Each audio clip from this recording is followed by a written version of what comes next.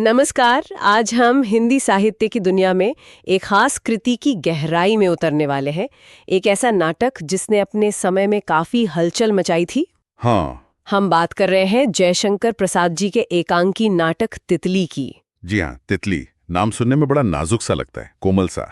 लेकिन इसके पीछे प्रसाद जी ने जो किरदार गढ़ा है वो बहुत मजबूत है, स्वतंत्र सोच वाला है। बिल्कुल। ये नाटक सिर्फ मनोरंजन नहीं है, बल्कि एक तरह का सामाजिक दस्तावेज भी कह सकते हैं इसे। सही कहा।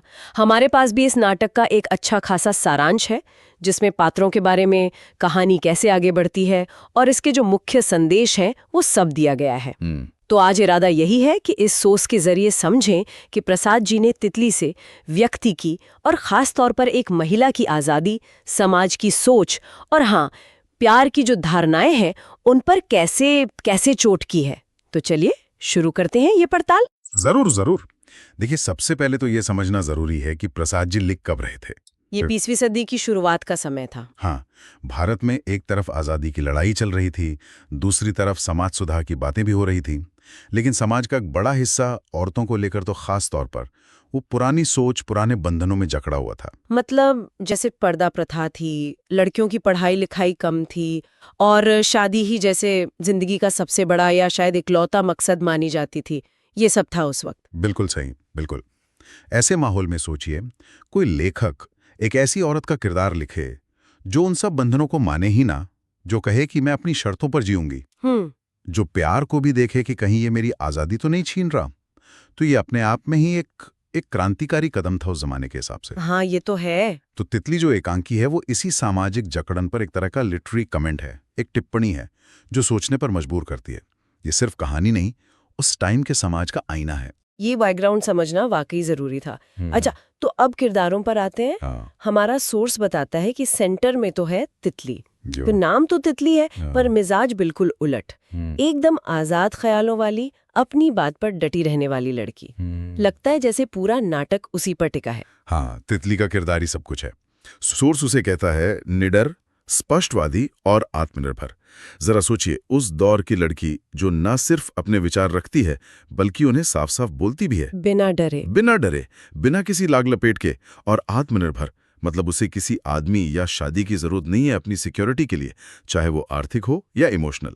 यही आत्मनिर्भरता उसे वो हिम्मत देती है कि वो समाज के बनाए नियमों को मानने से इनकार कर सके। दिलचस्प है। और बाकी किरदार, जैसे एक शेखर है जो कवि है और तितली को पसंद करता है, ऐसा बताया गया है। हाँ, शेखर का किरदार थोड़ा कह सकते हैं कि वो प्यार के उस आइडियलिस्टिक पोएटिक रूप को दिखाता है जो खूबसूरती और आज़ादी की तारीफ तो करता है।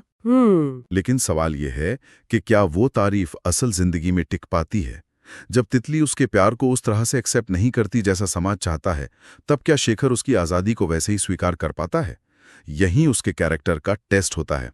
वो कवि है, सेंसिटिव है, पर क्या वो सेंसिटिविटी समाज की उम्मीदों से ऊपर उठ पाती है? ये सवाल नाटक छोड़ता है। अच्छा, और तितली की माँ? सोर्स कहता है वो पारंपरिक सोच वाली हैं। माँ का किरदार, हाँ, वो उस पीढ़ी का, उस सामाजिक दबाव का प्रतीक है जिससे तितली लड़ रही है। उनके लिए क्या जरूरी है? बेटी की शादी हो जाए, समाज में परिवार की इज्जत बनी रहे। हाँ, बस। वो तितली की फीलिंग्स, उसकी आज़ादी के क्या मायने हैं, शायद समझ ही नहीं पाती या समझना नहीं चाहती। उनके होने से तितली का जो स्ट्रगल है वो और बढ़ जाता है, क्योंकि मुकाबला सिर्फ बाहर नहीं, घर के अंदर भी है। घर के अंदर भी है, सही। इसके अलावा एक डॉक्टर है रिश्तेदार और एक गणेशी लाल है जो तितली से शादी करना चाहते हैं। डॉक्टर का रोल शायद कोई बीच का रास्ता निकालने वाला या एक अलग नजरिया दिखाने वाला हो सकता है। सोर्स में बहुत डिटेल नहीं है, लेकिन गणेशी लाल जरूरी किरदार है। वो उस टिपिकल मर्दवादी सोच को दिखाता है जिसके लिए शादी एक हक है या सामाजिक जरूरत है, शायद प्यार या पसंद से भी ज्यादा। उसका तितली से शादी करने का इच्छुक होना तितली के सामने एक और चैलेंज रखता है।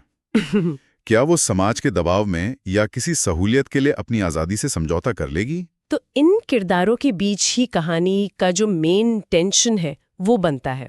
सोर्स कहता है कि कहानी एक ऐसी लड़की के बारे में है जो अपनी इज्जत और आज़ादी के लिए समाज के बंधन नहीं मानती। शेखर उसे प्रपोज करता है। ये एक इम्पॉर्टेंट पॉइंट लगता है। यहाँ तितली का जवाब क्या था, ये जानने में सच में उत्सुकता हो रही है। हाँ, यही नाटक का असल मर्म है। और तितली का कैरेक्टर अपने पीक पर पहुंचता है।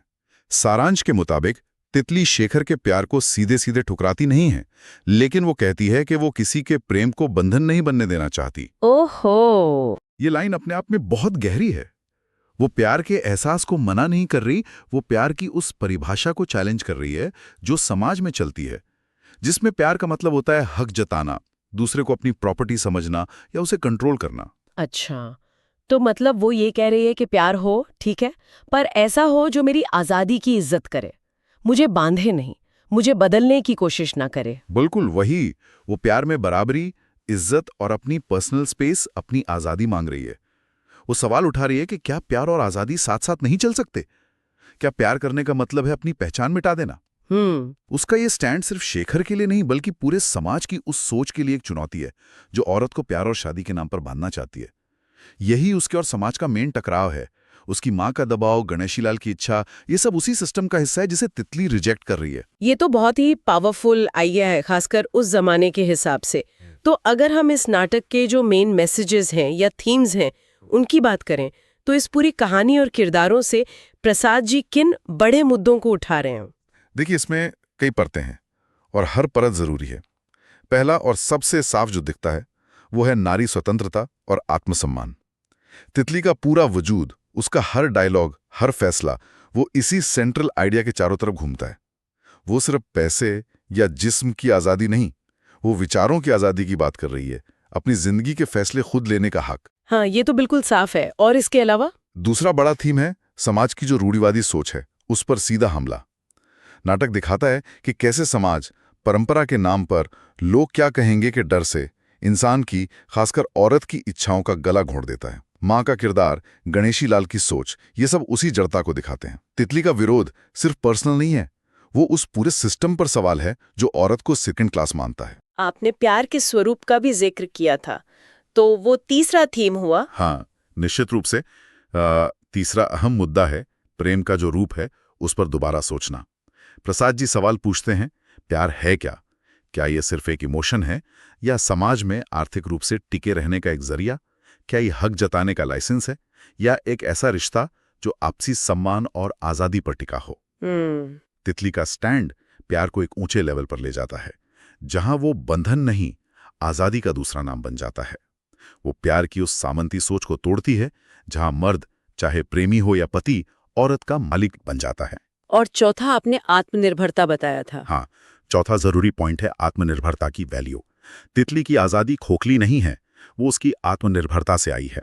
क्योंकि वो किसी पर डिपेंडेंट नहीं है, इसीलिए उसमें इतनी हिम्मत है कि वो समाज के दबाव झेल सके और अपने उसूलों पर टिकी रहे। सही बात है। ये दिखाता है कि आर्थिक और भावनात्मक रूप से आत्मनिर्भर होना इंसान को, और खासकर औरत को, अपनी शर्तों पर जीने की ताकत देता है। तो इन चारों थीम्स को मिला दें तो नाटक का फाइनल मैसेज यही बनता है, जैसा सोर्स भी कहता है, औरत को सिर्फ एक चीज, प्यार या शादी की जरूरत पूरी करने का साधन ना समझा जाए, बल्कि उसे एक आजाद इंसान, अपनी सोच रखने वाली, अपने फैसले लेने में सक्षम व्यक्ति माना जाए। ये सब सुनकर तो लग रहा है कि प्रसाद जी ने इस छोटी सी एकांकी में कितने बड़े और गहरे विचार डाल दिए हैं। ये सिर्फ एक नाटक नहीं, बल्कि जैसे कोई सोशल मैनिफेस्टो हो। बिल्कुल, प्रसाद जी की यही तो खूबी थी। वो छायावाद के बड़े कवियों में से थे। उनकी भाषा में वो काव्यात्मकता, वो गहराई होती थी, लेकिन साथ ही वो अपने समय की सच्चाई से भी गहरे जुड़े थे। हाँ। तितली के जरिए उन्होंने हिंदी साहित्य में जो वुमन कॉन्शियसनेस है, नारी चेतना, उसे एक नई दिशा दी। उन्होंने सिर्फ प्रॉब्लम नहीं गिनाई, बल्कि तितली जैसा एक मजबूत, इंस्पायरिंग किरदार बनाकर एक सलूशन की तरफ भी इशारा किया। उन्होंने दिखाया कि औरत की पहचान उसकी अपनी सोच, उसके अपने कामों से बननी चाहिए, ना कि किसी मर्द के साथ उसके रिश्ते से। उस जमाने में ऐसा लिखना वाकई बहुत हिम्मत का काम रहा होगा। ये दिखाता है कि लिटरेचर कैसे समाज को आईना दिखा सकता है और बदलाव के लिए इंस्पायर कर सकता है। बिल्कुल, लिटरेचर सिर्फ टाइम पास नहीं होता, वो विचारों को झकझोरने, एहसास जगाने और समाज को आगे ले जाने का एक बहुत पावरफुल मीडियम भी होता है। तितली इसका एक बेहतरीन उदाहरण है। प्रसाद जी ने तितली के जरिए उस पॉसिबिलिटी को शक्ल दी जो शायद उस समय बहुत सी औरतों के मन में कहीं दबी होगी। तो अगर हम इसे समेटें तो जयशंकर प्रसाद की तितली एक मल्टी लेयर्ड रचना है, ये सिर्फ एक आज़ाद ख्यालों वाली लड़की की कहानी भर नहीं है, बल्कि ये नारी स्वतंत्रता का ऐलान है, सेल्फ रिस्पेक्ट की अहमियत बताती है, प्यार की जो पारंपरिक अधिकार वाली परिभाषा है उसे चैलेंज करती है और समाज की पुरानी सोच पर सवाल उठाती है।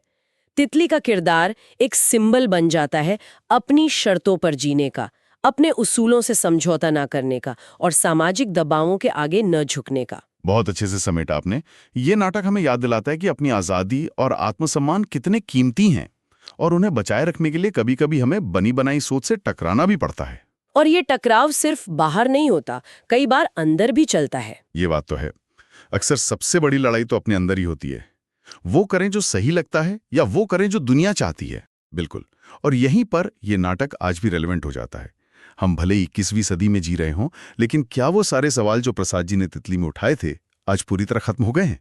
क्या आज प्यार और रिश्तों में वो हक जताने वाली, मालिक बनने वाली भावना पूरी तरह गायब हो गई है?